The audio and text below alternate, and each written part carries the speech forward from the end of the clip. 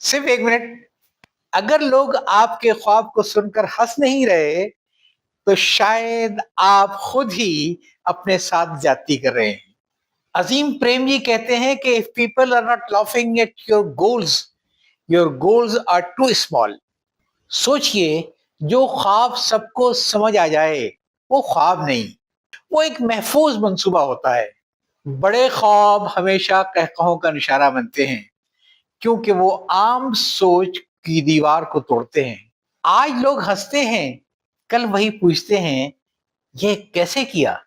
तारीख गवाह है कि हर बड़ा इंसान पहले मजाक बना, फिर मिसाल बना और आखिर एक कार निशाने राह बन गया। इसलिए अगर आज आपके ख्वाब पर हंसी उड़ रही है तो मुस्कुराएं, क्योंकि ये इस बात की अलामत है कि आप सही सिमत में चल पड़े हैं।